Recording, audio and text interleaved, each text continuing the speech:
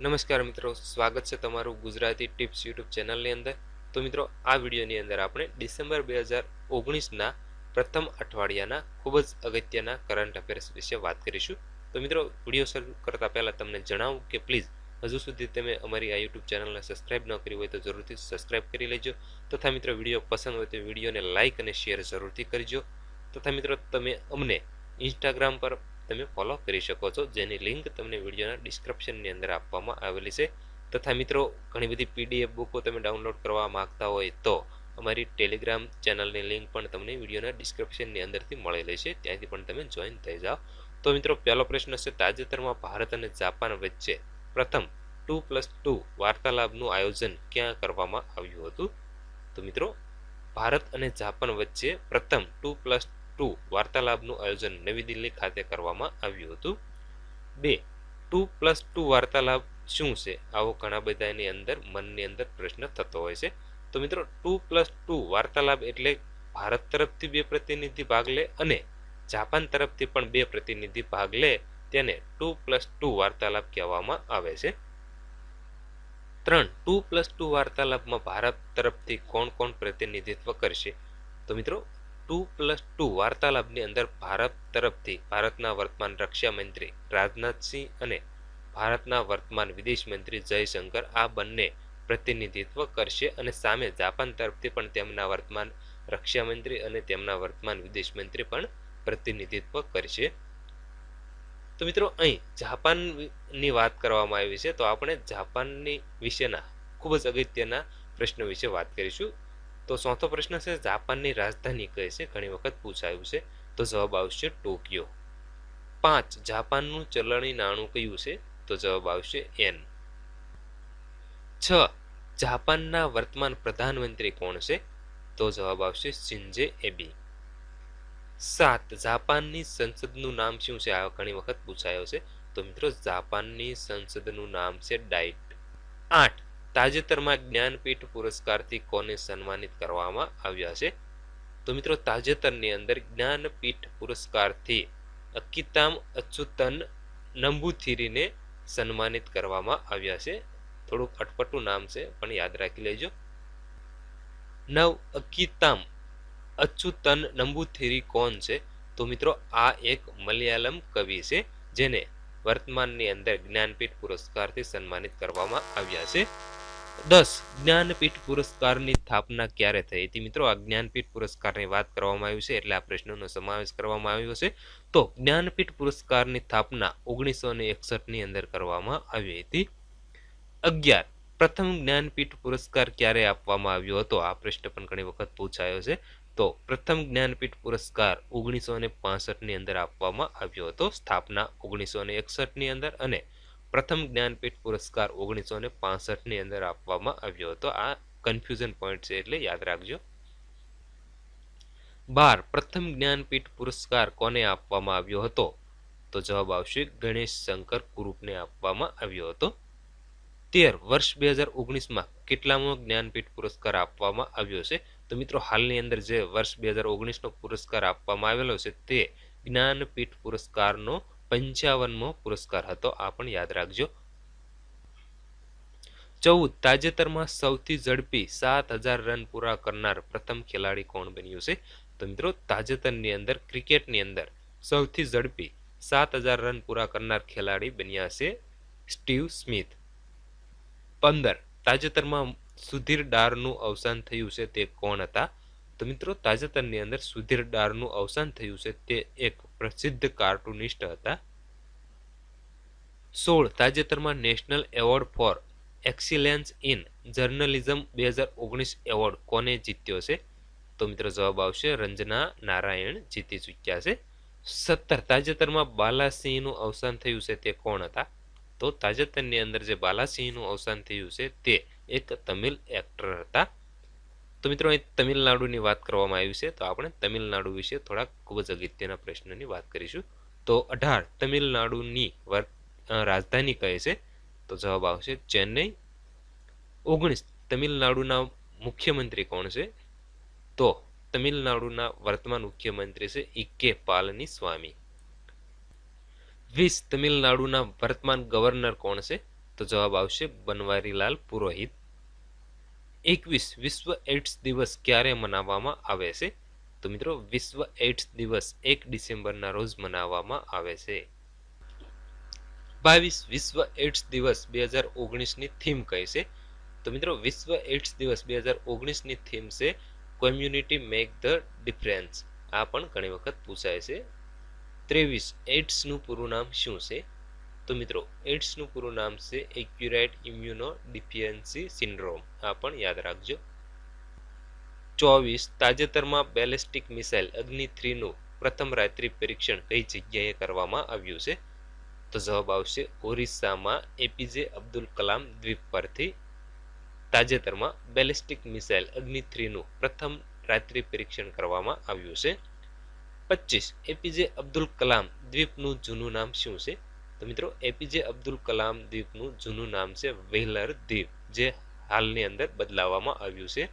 Wheeler દ્વીપથી APJ Abdul Kalam દ્વીપ રાખવામાં આવ્યું છે. 26 ઓરિસ્સાની રાજધાની કઈ છે? તો મિત્રો ઓરિસ્સા વિશેની આપણે થોડાક પ્રશ્નો જાણીશું. તો ઓરિસ્સાની રાજધાની છે ભુવનેશ્વર. 27 ઓરિસ્સાના વર્તમાન મુખ્યમંત્રી કોણ છે? તો ઓરિસ્સાના વર્તમાન મુખ્યમંત્રી છે નવીન પટનાયક. 28 ઓરિસ્સાના વર્તમાન રાજ્યપાલ કોણ છે? તો ઓરિસ્સાના વર્તમાન રાજ્યપાલ છે ગણેશી લાલ. 29 તાજેતરમાં મહારાષ્ટ્ર વિધાનસભાના નવા અધ્યક્ષ કોને બનાવવામાં આવ્યા છે? તો તાજેતરમાં મહારાષ્ટ્ર વિધાનસભાના નવા અધ્યક્ષ બનાવવામાં આવ્યા છે નાના પટોલેને. 30 નાના પટોલે કઈ રાજકીય પાર્ટીના નેતા છે? તો નાના પટોલે કોંગ્રેસ જે રાજકીય પક્ષ છે તેના નેતા છે. 31 મહારાષ્ટ્રની રાજધાની કઈ છે? તો જવાબ આવશે મુંબઈ. 32 મહારાષ્ટ્રના વર્તમાન મુખ્યમંત્રી કોણ છે? તો ઉદ્ધવ ઠાકરે, જે તાજેતરની અંદર બનાવવામાં આવ્યા છે. 33 મહારાષ્ટ્રના વર્તમાન રાજ્યપાલ કોણ છે? તો જવાબ આવશે ભગતસિંહ કોશ્યારી. 34 તાજેતરમાં કયા રાજ્યએ પોતાનો 57મા રાજ્ય દિવસની ઉજવણી કરી છે? તો જવાબ આવશે નાગાલેન્ડે પોતાના 57મા રાજ્ય દિવસની ઉજવણી કરી છે. 35 નાગાલેન્ડમાં રાજ્ય દિવસની ઉજવણી ક્યારે કરવામાં આવે છે? તો મિત્રો નાગાલેન્ડની અંદર 1 ડિસેમ્બરના રોજ રાજ્ય દિવસની ઉજવણી કરવામાં આવે છે. 36 નાગાલેન્ડની રાજધાની કઈ છે? તો અહીં નાગાલેન્ડ વિશે વાત કરવામાં આવી છે, તો આપણે તેના વિશે ખૂબ જ અગત્યના પ્રશ્નો જોઈએ. તો નાગાલેન્ડની રાજધાની છે કોહિમા. 37 નાગાલેન્ડના વર્તમાન મુખ્યમંત્રી કોણ છે? તો જવાબ આવશે નીફ્યુ રિયો. 38 નાગાલેન્ડના વર્તમાન રાજ્યપાલ કોણ છે? તો જવાબ આવશે RN રવિ. 39 તાજેતરમાં BSFના સ્થાપના દિવસની ઉજવણી ક્યારે કરવામાં આવી હતી? તો મિત્રો તાજેતરમાં BSFના સ્થાપના દિવસની ઉજવણી 1 ડિસેમ્બરના રોજ કરવામાં આવી હતી. 40 1 ડિસેમ્બર 2019ના રોજ BSFના કેટલામાં સ્થાપના દિવસની ઉજવણી કરવામાં આવી હતી? તો તાજેતરમાં 1 ડિસેમ્બરના રોજ BSFના સ્થાપના દિવસની ઉજવણી કરવામાં આવી હતી. આ 1 ડિસેમ્બર 2019માં 55મો BSFનો સ્થાપના દિવસ હતો. 41 BSFનું પૂરું નામ શું છે? તો જવાબ આવશે બોર્ડર સિક્યુરિટી ફોર્સ. 42 BSFની સ્થાપના ક્યારે કરવામાં આવી હતી? તો BSFની સ્થાપના 1 ડિસેમ્બર 1965ના રોજ કરવામાં આવી હતી. આથી 1 ડિસેમ્બરના રોજ BSFના સ્થાપના દિવસ તરીકે ઉજવવામાં આવે છે. 43 BSFનું મુખ્યાલય ક્યાં આવેલું છે? તો BSFનું મુખ્યાલય નવી દિલ્હીની અંદર આવેલું છે. 44 BSFની સ્થાપના કોણે કરી હતી? આ પ્રશ્ન પણ ઘણી વખત પૂછાય છે. તો BSFની સ્થાપના ખુસરો ફારામુર્ઝ રુસ્તમજીએ કરી હતી. 45 BSFનો મોટો શું છે? તો જવાબ આવશે ડ્યુટી અનટુ ડેથ. આ BSFનો મોટો છે. આ પણ ઘણી વખત પ્રશ્ન પૂછાય છે. 46 કયા દેશમાં નવા મોબાઈલ ગ્રાહકો માટે ફેસ સ્કેન ફરજિયાત કરવામાં આવ્યું છે? તો જવાબ આવશે ચીનની અંદર કોઈ પણ વ્યક્તિ કે કોઈ પણ ગ્રાહક નવો મોબાઈલ ખરીદે તો ફેસ સ્કેન કરવું ફરજિયાત કરવામાં આવ્યું છે. 47 ચીનની રાજધાની કઈ છે? તો મિત્રો ચીનની રાજધાની છે બેઇજિંગ. 48 ચીનના વર્તમાન રાષ્ટ્રપતિ કોણ છે? તો જવાબ આવશે જિનપિંગ. 39 તાજેતરમાં સાઉથ એશિયન ગેમ્સ 2019ના 13મા સંસ્કરણની શરૂઆત ક્યાં થઈ છે? તો મિત્રો તાજેતરમાં સાઉથ એશિયન ગેમ્સ 2019ના 13મા સંસ્કરણનું આયોજન કરવામાં આવ્યું છે અને તેની શરૂઆત નેપાળની અંદરથી થઈ છે. તો મિત્રો નેપાળની વાત કરવામાં આવી છે તો આપણે નેપાળ વિશેના ખૂબ જ અગત્યના પ્રશ્ન જોઈએ. તો નેપાળની રાજધાની કઈ છે? તો જવાબ આવશે કાઠમંડુ. ત્યારબાદ નેપાળનું ચલણી નાણું કયું છે? તો નેપાળનું ચલણી નાણું છે નેપાળી રૂપિયો. 52 નેપાળના વડાપ્રધાન કોણ છે? તો જવાબ આવશે નેપાળના વડાપ્રધાન છે કેપી શર્મા ઓલી. 53 તાજેતરમાં આંતરરાષ્ટ્રીય ગુલામી નાબૂદી દિવસની ઉજવણી ક્યારે કરવામાં આવી હતી?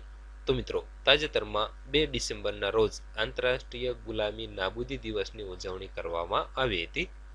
54 આંતરરાષ્ટ્રીય ગુલામી નાબૂદી દિવસની ઉજવણી કોના દ્વારા કરવામાં આવે છે?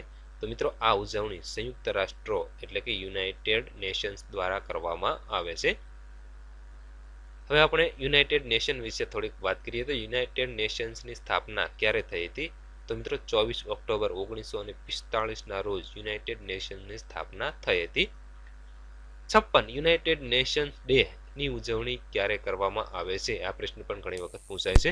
તો યુનાઇટેડ નેશન્સ ડે ની ઉજવણી 24 ઓક્ટોબરના રોજ કરવામાં આવે છે કારણ કે તેની સ્થાપના 24 ઓક્ટોબર 1954માં થઈ હતી. એટલા માટે 24 ઓક્ટોબરના રોજ યુનાઇટેડ નેશન્સ ડે ની ઉજવણી કરવામાં આવે છે.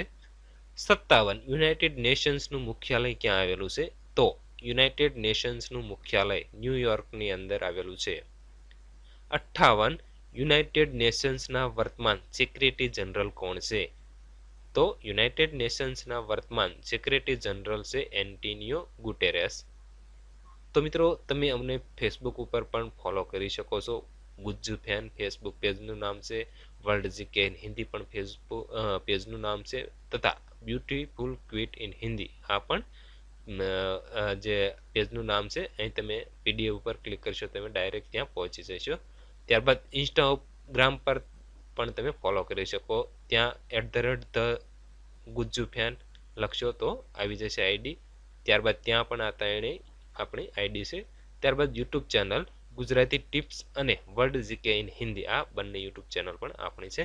તથા મિત્રો એમેઝોન ઉપરથી ઓનલાઈન બુક ડાઉનલોડ ખરીદવા માંગતા હોય તો લિંક આપેલી છે ત્યાંથી પણ તમે સારી સારી બુકો છે ખરીદી શકો છો.